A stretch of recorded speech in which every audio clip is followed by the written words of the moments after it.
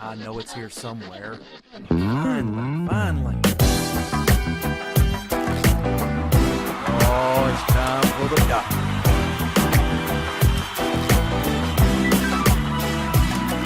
You're listening to Dr. Bill, the computer curmudgeon. Take it away, doctor. Well, it's that time again, and the doctor is in. It's time once again for Dr. Bill, the computer curmudgeon. Ho, ho, ho. Belated ho, ho, ho. Because it's after Christmas. I was going to do the show before Christmas, but, there's Christmas. So it didn't quite work out to do the show before Christmas, but that's okay. We're doing it now. And most of you are still on Christmas vacation. At least some of you are. Some of you are going, Grump, I wish I was on Christmas vacation still. But there you go. So, I hope you had a tremendous Christmas and holiday season.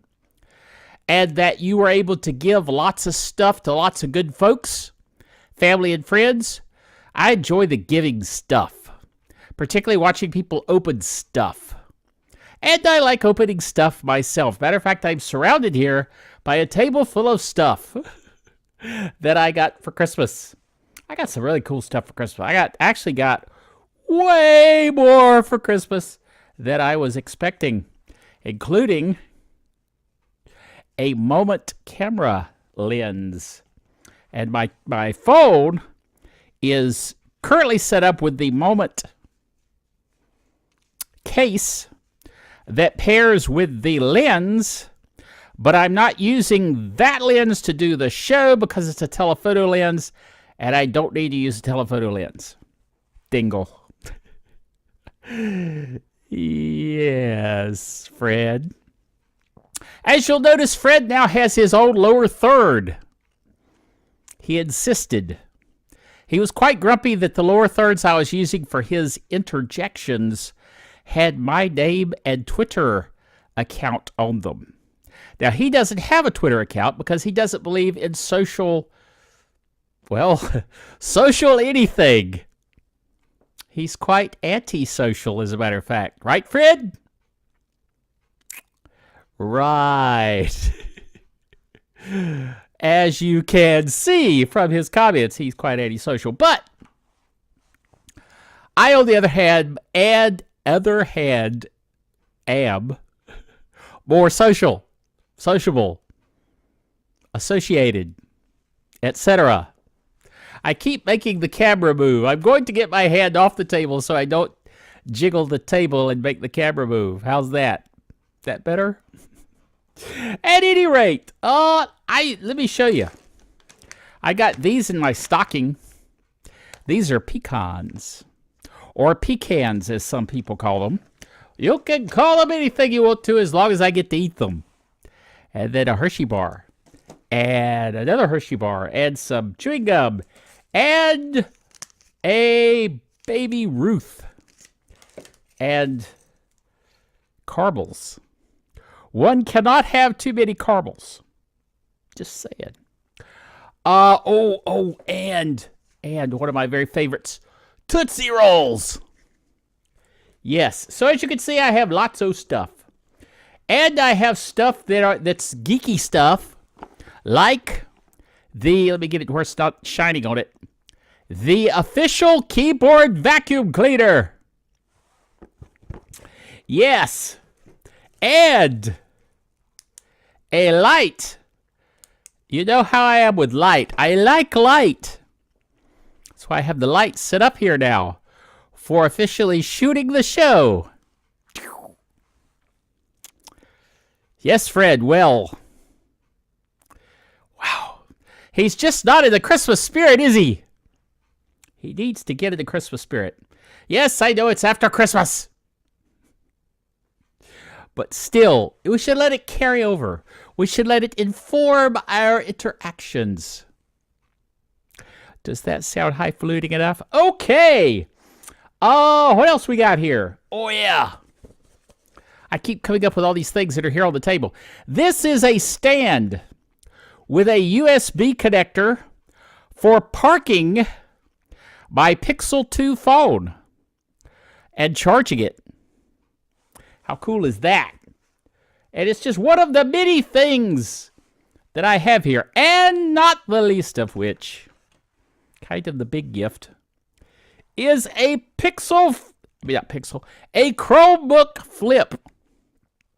You say, but Dr. Bill, you already had a Chromebook Flip. Yes, but one cannot get too many Chromebook Flips.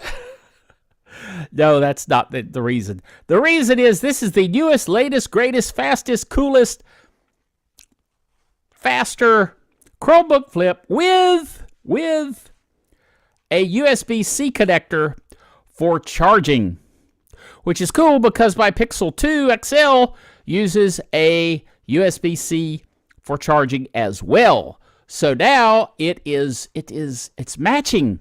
I like matching. I'm kind of that way. I like matching things. Yes.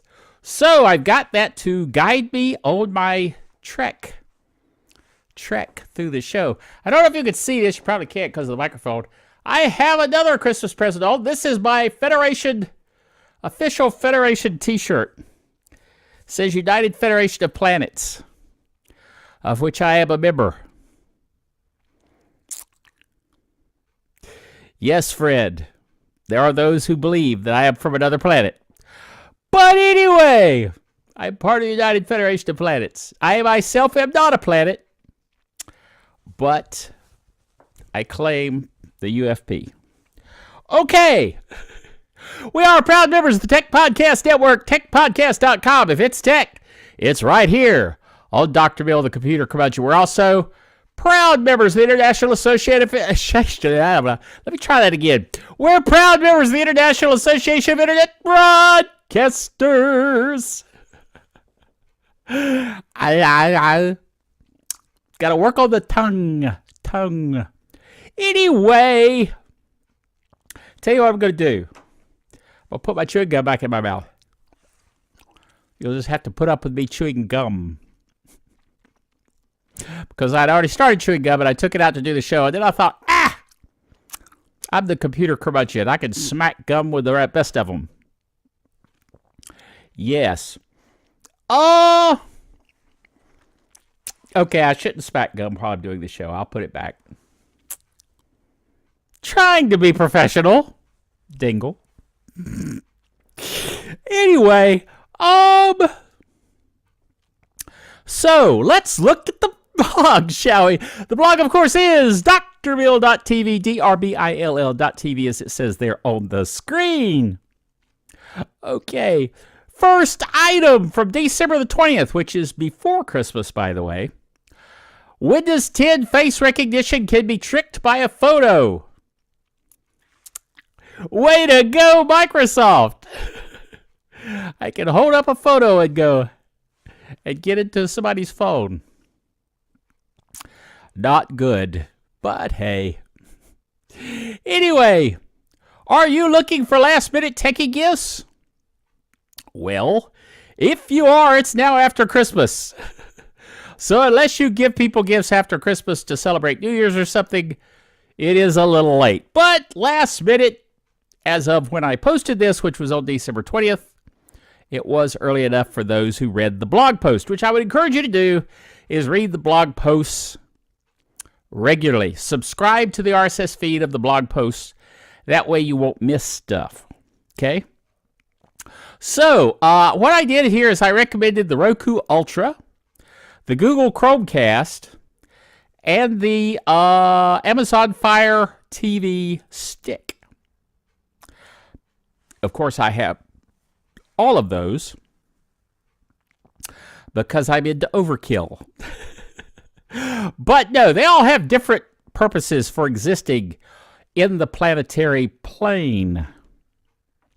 But LibreOffice 6 is coming next year. Next year being very close. 2018 is going to be here before we know it. And sometime in this coming year, LibreOffice 6 will be released, which I'm pretty jazzed about because I'm a big believer in LibreOffice 6. I had somebody ask me to work on their computer, and they had OpenOffice on it. I shouldn't laugh. I'm sorry. But I had to get rid of OpenOffice and put LibreOffice on it to give them an upgrade, which I did. So they are now blessed to have LibreOffice on it. It's LibreOffice 5.4, latest version. 6.0 will be coming out, as I said, next year. Next item, ad blocking in Chrome starts February of 2018. Very close. Now, this is not every ad, but certain ads in Chrome will be blocked by a native ad blocking function within the Chrome browser, which is very cool. Now, I have ad blocking built into my Chrome browser with extensions that allow for ad blocking. And I know a lot of people say, oh, Dr. Bill, you shouldn't block ads because that's how people get revenue. Yeah, I feel you. I know where you're coming from. I appreciate that. But I just don't like ads popping up and bothering me when I'm web surfing. So I do use ad block to block them. Sorry, guys. Anyway, Tech Turf Wars second volley. Next item here. The Tech Turf Wars are continuing. Microsoft is now excluding Google Chrome from the Microsoft store within Windows. These guys are getting really serious with all their blocking of each other's stuff. I find it annoying. Yes. We'll see how it all falls out. I don't think they're going to keep blocking each other because it's just counterproductive for everybody. Know what I mean? So there you go.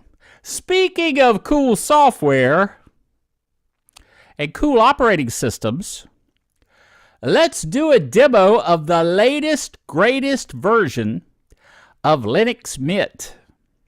Linux Mint is my favorite desktop distro, as we say in the Linux world, and I would encourage you to check it out.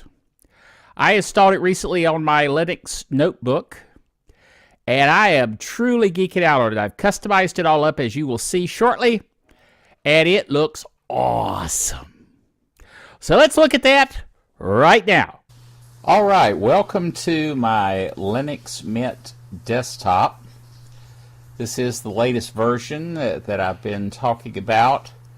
And this is running the Cinnamon interface. Now I'm going to go over here to menu, pull up the interface. If you're familiar with Windows, of course, this is going to look very familiar to you in some ways.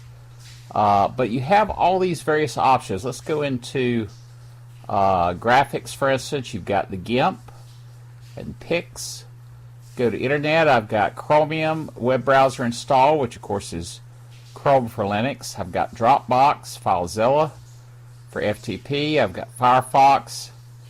And down here I've got Thunderbird Mail, VNC Viewer, all kinds of good things. Office, of course, we've got LibreOffice. Sound and video, I've got Audacity installed. Cheese, which is a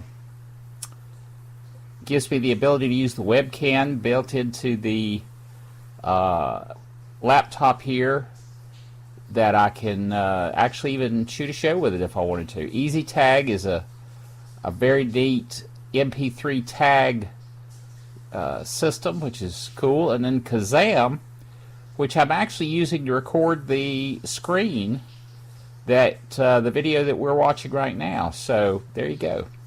OpenShot video editor, and of course good old VLC media player, my very favorite. I've got Wine installed so I can have eSword. eSword, of course, being excellent Windows-based Bible software. As a matter of fact, let me go ahead and crank that up. And it's running under Wine, which, you know, Wine, of course, W-I-N-E, Windows, Wine is not an emulator. It actually is a layer that allows you to run the Windows APIs under Linux. So it'll come up here with eSword, and everything works here in eSword. For instance, if we go into the King James Plus here, You can float over these Greek words and get the Greek definitions of the words. So very nice how all this works. But that is Windows software running under Linux. So I want to exit out of there. Of course, Chromium is just as you'd expect, is Chrome. If I go into that, I have all my Chrome extensions up here installed, Privacy Badger, all the different things that I normally would be using, and even good old Squirrel Mail. Squirrel Mail is what I use for my email.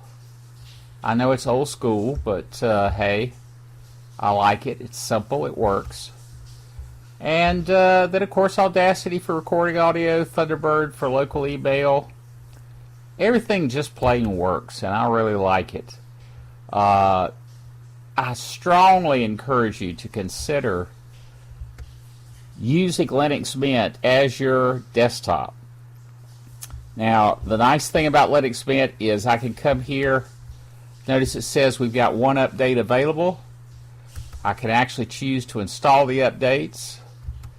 I've got to give it my password to authorize it. This is, of course, the password for my account because Linux is secure. It's only going to run things based on security, but it's going to download the files. It's going to apply them, run dpackage, and there you go. There's my updates to be installed. So I'm going to go ahead and install these updates, and I've got to authorize it once again. So I'll do that. Now, why show you the updates here? Because you notice there was a notice down in the tray that let me know there were updates available. It's been a while since I've logged on to Linux, and in the meantime there have been updates, but it lets me know. I can then apply them, but here's the great thing. You'll notice when I finish doing these updates, even though these are all major updates to the operating system, I don't have to reboot. I can continue to work normally. It's just going to complete, and once it does, I just keep moving right along. I love that about Linux. No requirement to reboot in order to complete updates. The updates just occur and you move along. Love that in an operating system. Now you'll notice other notifications down here. There we go. Oh look, there are updates for the Cinnamon interface. So I'm going to go ahead and choose those as well and install those. So we authorize that. Now you may say, well, yeah, but Dr. Bill, you got to authorize every single little thing. Well, that's better than having things run and you don't know they're running, which sadly can happen under Windows, unfortunately. I get annoyed by the things that Microsoft does to me without me authorizing or knowing it's going on. It's actually quite annoying. But I was going to mention down here in the tray, you've got all these various notifications. You've got, of course, Dropbox. You have notifications that came up. Here's one that says Dropbox has updated the file since it's been a while since I logged on. Connection to my network. State of the battery. And then, of course, I've got it set to do the full date as I'm recording this here. And then over here, I've got the sound settings for playing back. Now, the system is up to date. All right, fine. Let's exit out of there. And notice, here I am, not having to reboot. Everything up to date. I look down here at my little shield. I've got a green check mark, which means I am fully up to date. By the way, this little symbol here is Kazam recording the session. So there you go. That is kind of a quick overview of the Linux Mint Cinnamon interface with the new version, and boy, I am enjoying it. So I'm going to go down here now and finish the recording, and you'll get to see it on the netcast. Okay, That was the latest, greatest version of Linux Mint for your perusal. So I hope you enjoyed that little foray into my Linux notebook. Next item. A Republican net neutrality bill? Is that even allowed? Yes, the Republicans have been very much against the implementation of net neutrality. I don't know why. Because they normally stand up for personal freedoms. And I feel like that I have the personal freedom to surf the web at the same speed as everybody else without being slowed down. So apparently some of them have gotten the message, and they're going to put together a bill. I'm just a bill on Capitol Hill. Yeah. What was it called? The schoolhouse special thing, whatever. Anyway, they're going to have a bill that will make net neutrality come back again, return to us. They say. We'll see whether that happens or not. Okay, next item is a video on the blog, the aforementioned drbill.tv, drbill.tv. Go there to view a video called Cool Tech Under $25. These are yet more gifts that you could have purchased for Christmas had I done this show in time for you to see this. But still, you can check out Sean Cannell, I believe his name is, do Cool Tech gifts. He runs a site called Think Something Video. Sorry about that, Sean. Anyway, watch the video, subscribe to his website or his YouTube channel, and you will benefit from that. Next item, Apple is slowing down their older iPhones. Why would they do that, you ask? Oh, let's think about that.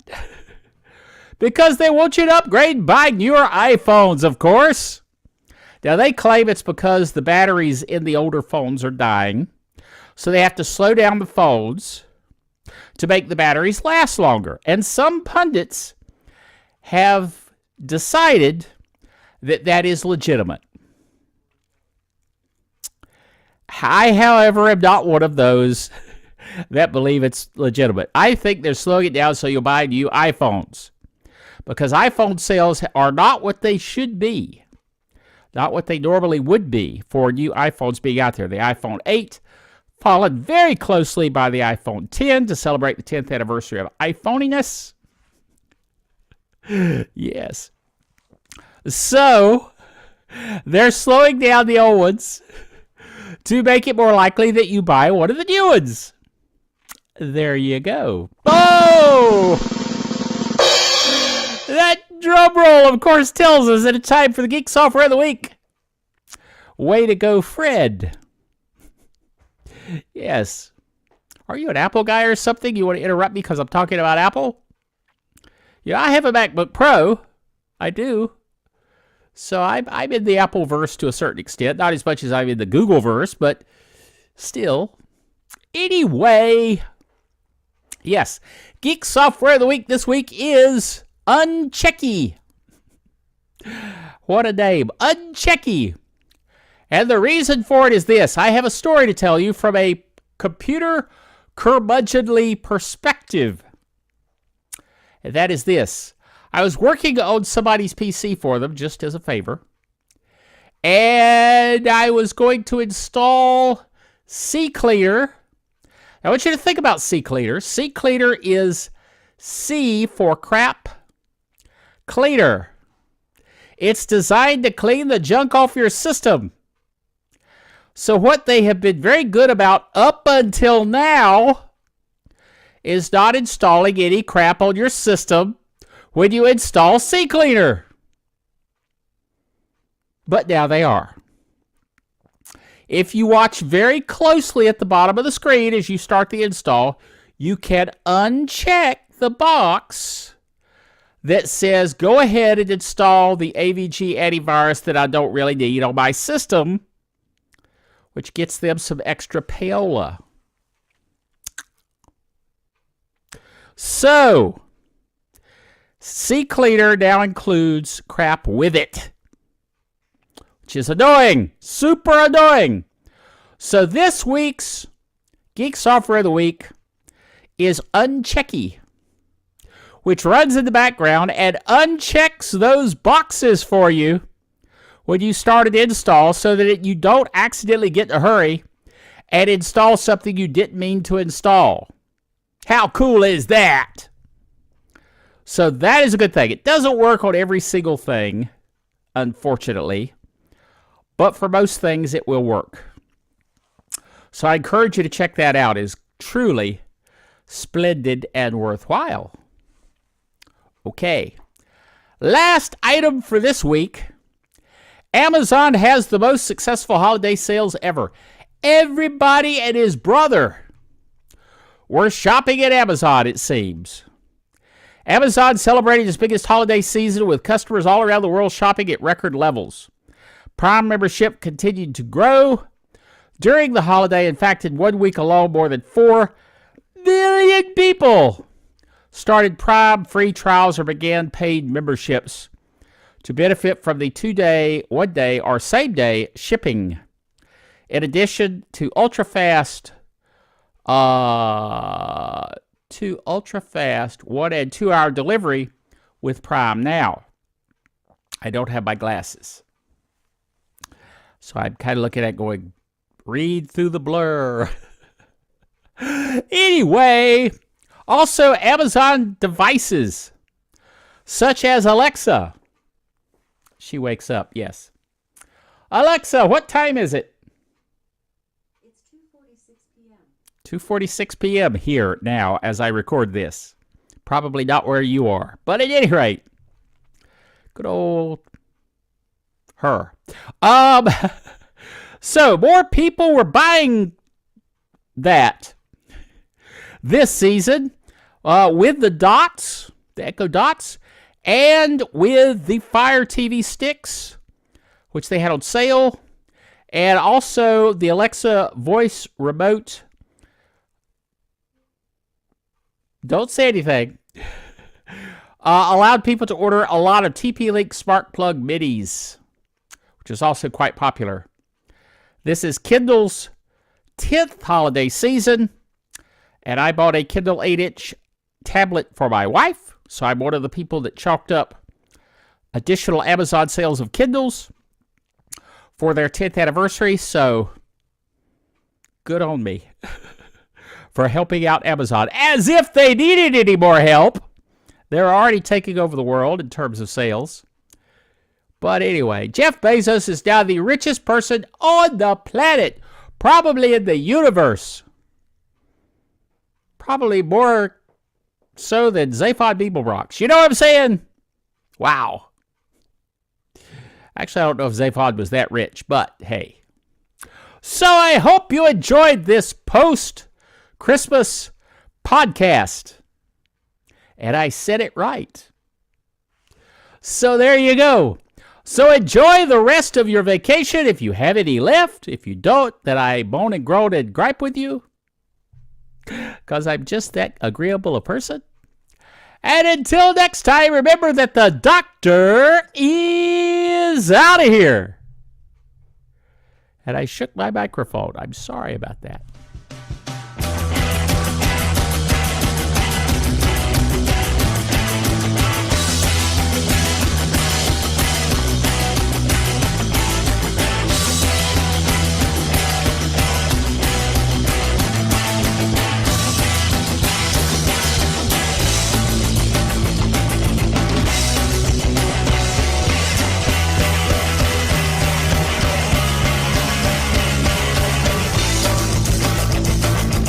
Dr. Bill, the Computer Curmudgeon, is a production of DrBillDaily.net with all the honors, rights, and privileges thereunto appertaining.